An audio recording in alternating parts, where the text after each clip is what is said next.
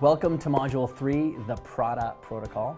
Now in the last module, we talked about setting priorities, managing activities, and putting financial accountability around those activities with the Eisenhower model and entrepreneur scorecard.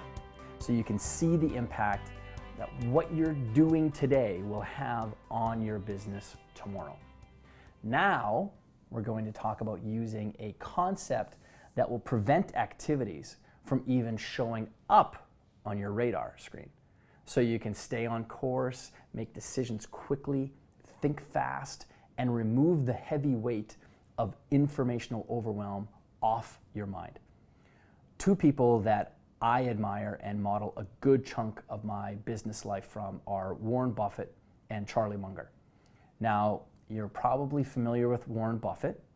I mean, his name is in the media every single day. He's a disciplined, smart, and very savvy investor. Charlie Munger is the lesser known of the two, but the two of them are partners at Berkshire Hathaway. Anyway, Warren Buffett says that Charlie Munger has the fastest 30-second mind he's ever known.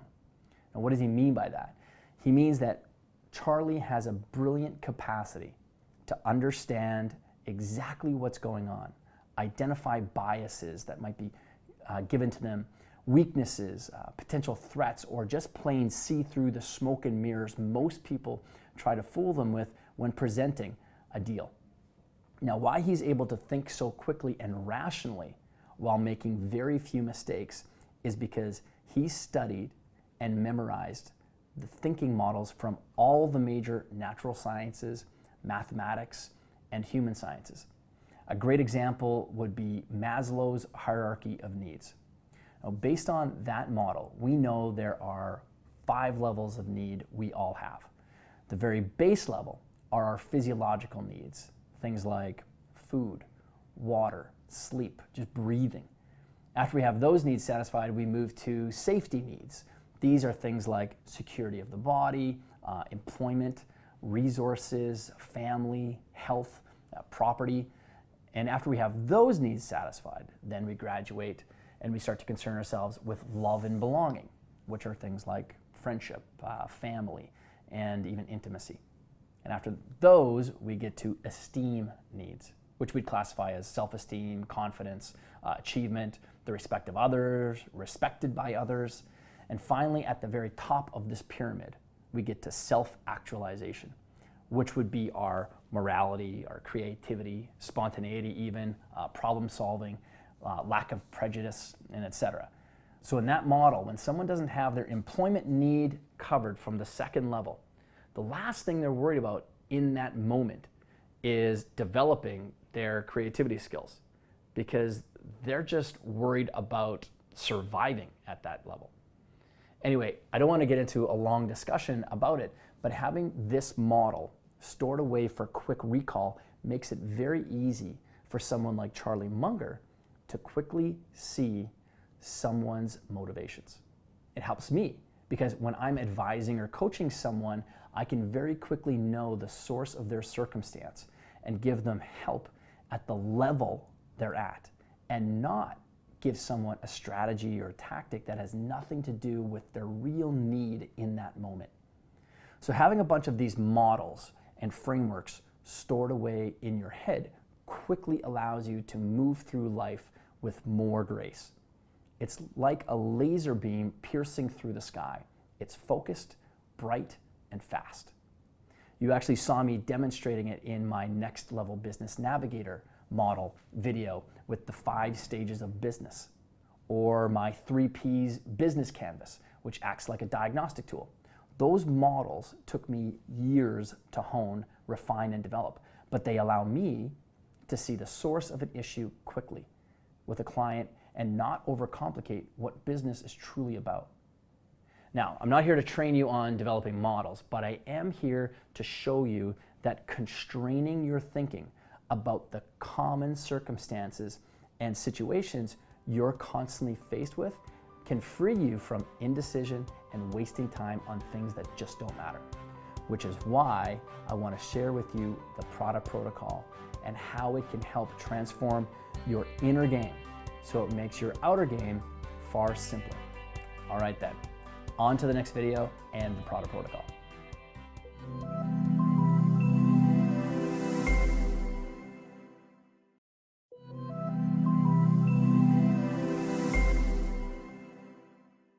There's a great quote by jazz musician and composer Charles Mingus. Making the simple complicated is commonplace.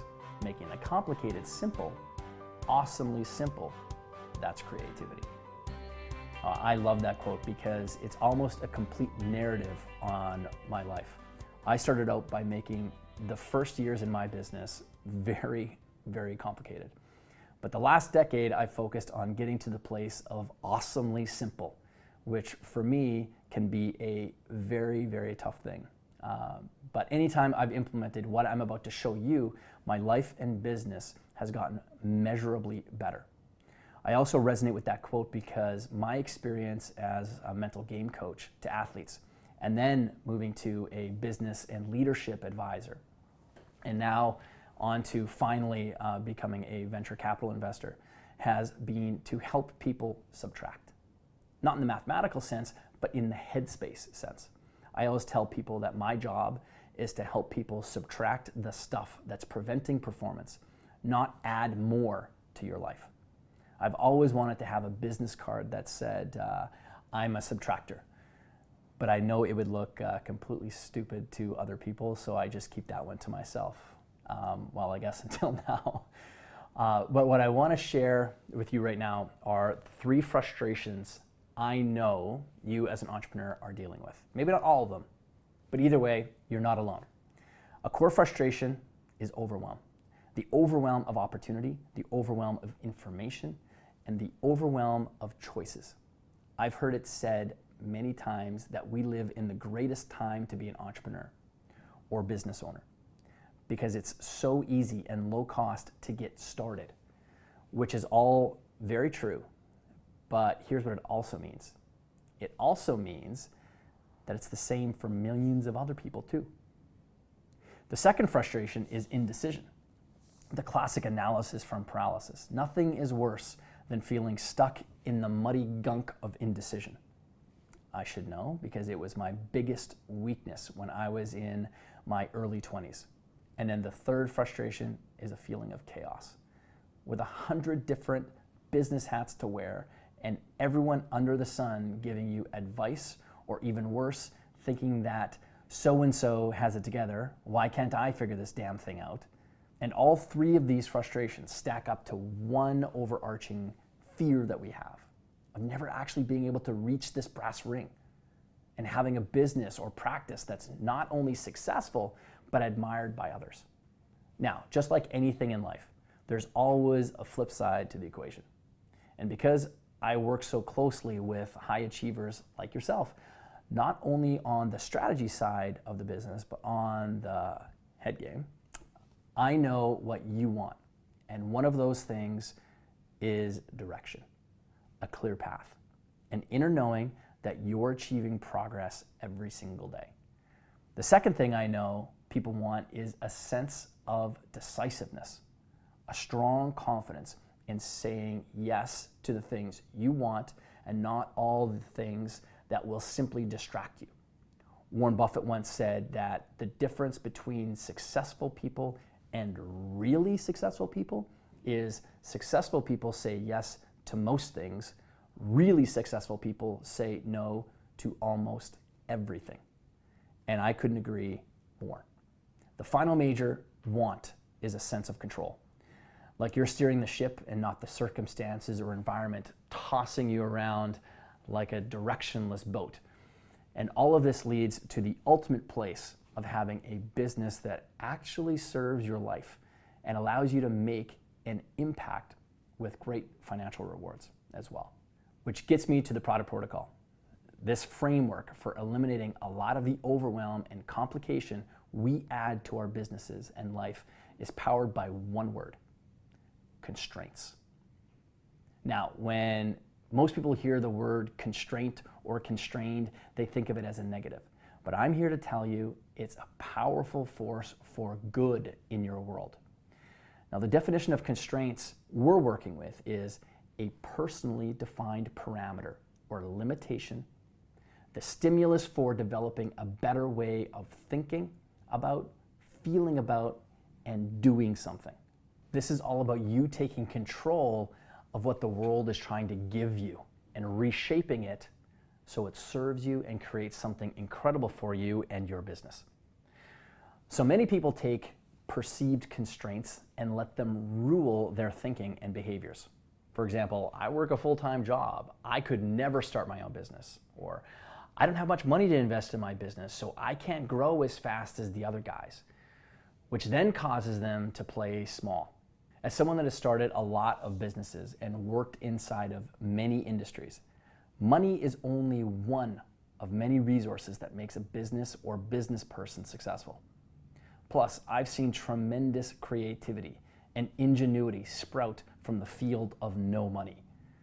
I talk about this a lot when I'm coaching people and getting them out of the story in their head that they're telling themselves. At the end of the day, you have the choice. We do not have to be defined by constraints.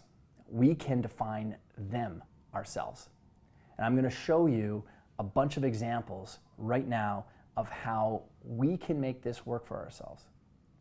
Now, I came into this idea of the power of constraints actually through fashion.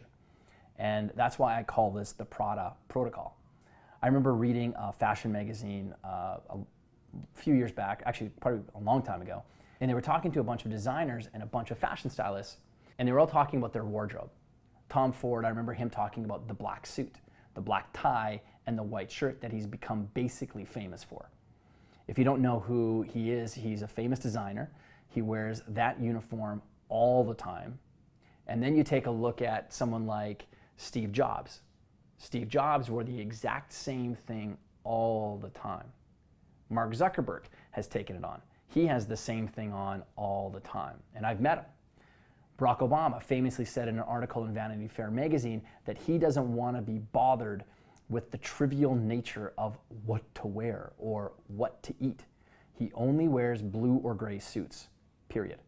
It's something that he doesn't want to think about. That's a low value idea or thing for him to be consciously being aware of. What am I going to be wearing today? Now, I never really struggled necessarily with fashion, but I traveled a lot. When you're traveling, the more and more items that don't work together match up well, you end up just putting more and more inside of your suitcase. So I decided that I was going to pare everything down in my closet, and I was going to have 4 colors. And they were going to be black, gray, blue, and white. And while that may look boring to many people, you'd be amazed at the different shades there are of the different hues. But ultimately, those 4 colors all go with each other. That's why I chose them. And I could just take a few items with me, but because of all the mixing and matching that they all go together, I'd be able to have multiple outfits that would get me through an entire week of travel. Now, there was a time where I was actually gone for 96 days, and I only slept in my own bed twice, and those weren't even on back-to-back nights. I was in Russia, and I was in South Africa, and I was in Spain, and I was in Jakarta, Indonesia. I was all over the place. My luggage being pared down really helped me out. Now, there's a bunch of other examples. How about Dr. Seuss? You know that Green Eggs and Ham was actually written on a bet?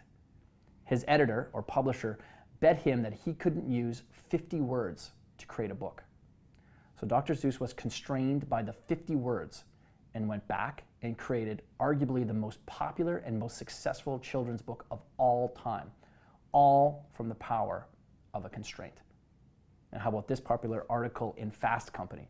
They're interviewing a whole bunch of different CEOs and executives inside of different companies on how they stay really productive. Now, one of the ladies that's inside the featured article, she has the exact same salad every single day for lunch. I've got an acquaintance who eats the exact same thing every single day of his life. And he has maybe one cheat thing every now and then, but he doesn't even care about it because he wanted to basically offload the pain and, well, not pain and anguish necessarily, but many people do waste a lot of time thinking about, what am I going to eat today? Even I know that I do it sometimes, but he doesn't. He eats the exact same thing, nutritionally balanced, and he's a super healthy guy because of it. Google, this wonderful little home screen, the most trafficked website in the world. I bet you don't know what's behind why this is designed the way that it is. It was actually because of the limitations of one of the founders. Larry Page, his only two skills that he could bring to the table when they were launching Google was he knew how to do these two things. He knew how to create a logo, and he knew how to code a search box. And that's why the Google homepage is just a logo with a search box. That's one of my favorite examples of how a constraint created something absolutely fantastic. And they haven't messed with it since. Or how about this website? I don't know if you're familiar with this one, 3 sentences. And that's actually the URL that you would go to. It's not a .com, it's a .es. But this is all about how you would reply in an email. Instead of going on and on and on these long diatribes in your emails, why not give yourself the constraint of only responding with 3 sentences? They even give you a little bit of an email signature at the very bottom that you could paste into your emails in case people are wondering why it's such a short email response, which most people wouldn't even care about why it's a short email response. They would actually thank you for not going into a long diatribe. And actually, it's a really smart little viral play on their part as well, which is giving a link back to their website so that people can find out more about it. Another fantastic idea of constraining ourselves, this is all about reduction, reducing things down to its simplest form. How about Mick Jagger? Do you know why there was that great meme that went around, I think it was last year or a couple of years ago, where people were challenging each other to do the Mick Jagger? It was almost like the Ice Bucket Challenge that went around. So people would record a quick little video of them doing a Mick Jagger dance move. Now here's the thing. Most people don't realize why Mick Jagger dances the way that he does. Isn't actually because of his creativity. It was actually spawned out of the fact that when they first started out, they were playing gigs in very small venues, and the stages that they would have after they would load up all of their different gear and equipment onto the stage gave Mick a very, very, very small area that he would be able to actually entertain people with. They knew that the only way they were going to actually break through the noise in the British rock band scene was to create a spectacle and create exceptional entertainment value. Keith Richards talks about how Mick used that small, tiny space that he had to the best visibility, and that's where his dance moves came out of. The small stage constrained Mick, but it didn't constrain his creativity. My favorite business story of constraints actually comes out of Peru. There was an engineer in Peru. Peru only gets 1 inch of rain a year, I believe. So water, a super valuable resource that a lot of us can take for granted, is a very limited resource there. This engineer decided he'd create and use existing infrastructure, billboards, and he was going to use it as a filter to capture the moisture that's in the air and filter it and deliver water to people daily. Now, the billboard in this picture produces 50 liters of clean drinking water every single day. Now that is fantastic ingenuity. So yes, they are constrained with a lack of waterfall that comes from clouds, but they're not constrained by the moisture that's still in the air. And he uses it and used his idea to create something exceptionally useful. While the resources that you might lack right now, you perceive as a negative constraint, I'm saying that it's a positive constraint. It's going to force you to think better, work better, and focus better. There's actually 3 steps to implementing this idea of the constraint.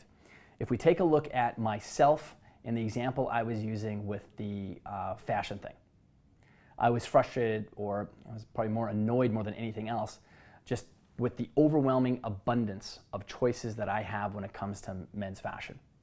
So step 1 is brainstorm all of the frustrations that you're currently dealing with. Personal life, business life, it could be in the marketing department, the irritations, the annoyances.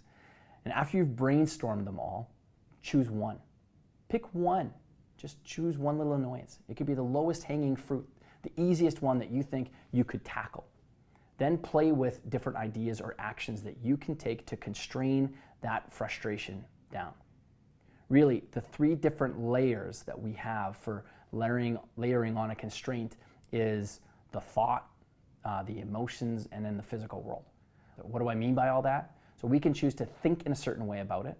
I have a specific response, a mental response that I have every single time someone's going to give me an unwanted criticism that is not actually useful. Now that person doesn't know me, and I have the immediate thought, because I have that thought, it greases the slide of me continuing to master my emotions. I don't get caught up in it.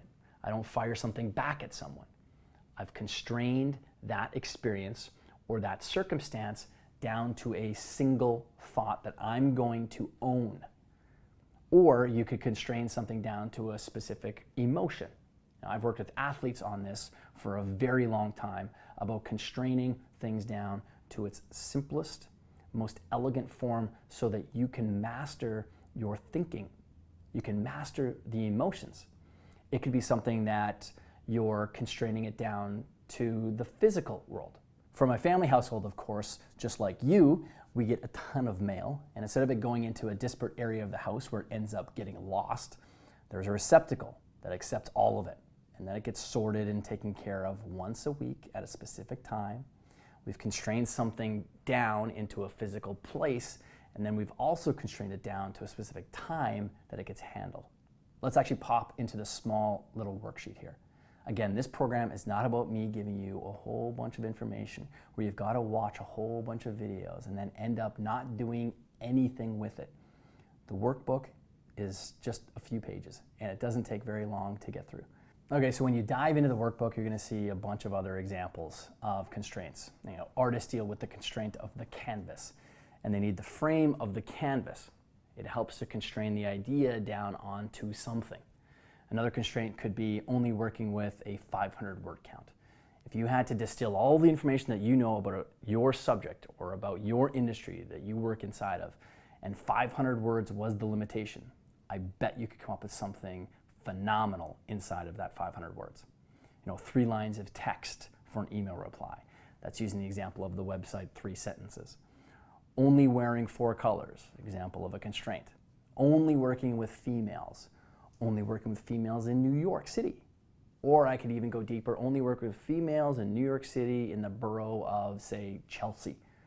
The more and more I constrain that type of thing down, that my marketing down into something, the easier it is for me to take some sort of action. This is high-level strategy type thinking. Condensing a subject down into just 3 principles. You'll see me do this all the time. That's why I use the whole Venn diagrams when I'm talking about people, process, and product. I'm saying business is about 3 things: people, process, and product. That's an elegant framework for me to take into the work that I do with you and deliver insights and give you takeaways, and it removes the confusion. Of course, it's not really easy to do. That actually takes a long time to be able to develop the thinking skills in order to break down a big subject like that into just 3 core principles.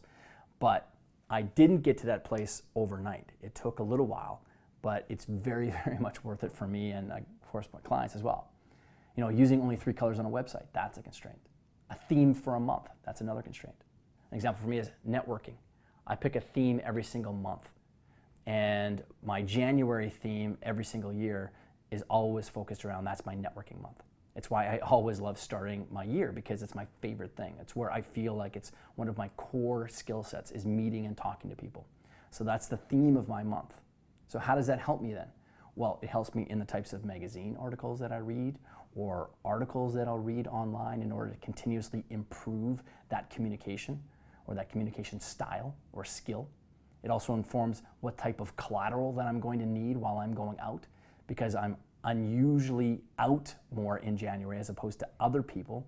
January is usually a month of hibernation. That's everybody else. That's their constraint. That's not my constraint. You could have themes for days of the week. This is something that when I first started out and was sort of overwhelmed with all of the different activities that a solo entrepreneur had to do, I basically broke things down into themes of each of my days. All my days had a specific theme. It was the most important activity of that day. So I had marketing Mondays. I wanted to start off my first day of the week with marketing, some sort of marketing activities. If that was 2 hours or 3 hours, I was working then on my business at least. But it was about marketing.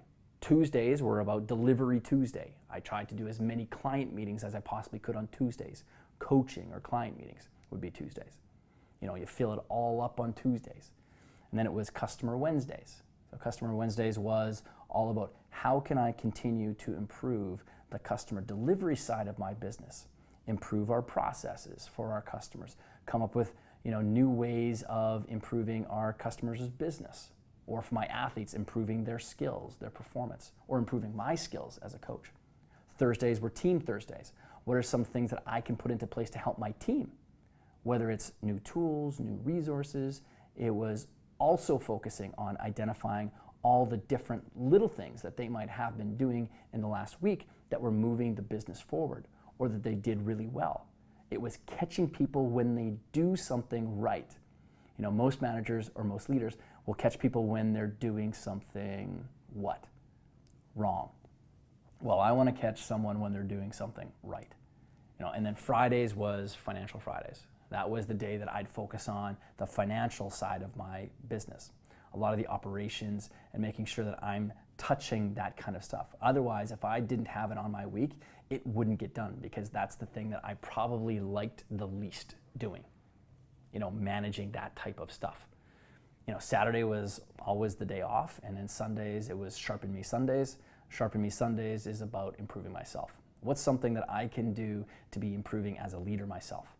My communication skills, my personal development skills, my resiliency skills, my persistent skills, whatever the case is, that would be the day that I would mainly focus on that. And it didn't mean that I didn't do it on other days, but I knew that if I picked up something throughout the week, I could offload it and it was going to get tackled on Sunday. If I found a really cool book reference that someone gave to me, or a great article that when someone passes it off to me, I just push that onto Sunday. I don't take care of it right now. I can strain it onto another day. That's a great way for, I think many of you that do have that solo entrepreneur life to get some balance into your days. Choosing one response for criticism. I talked about that thinking response. What foods you eat. Choosing and constraining yourself down onto just specific foods is an example of a constraint.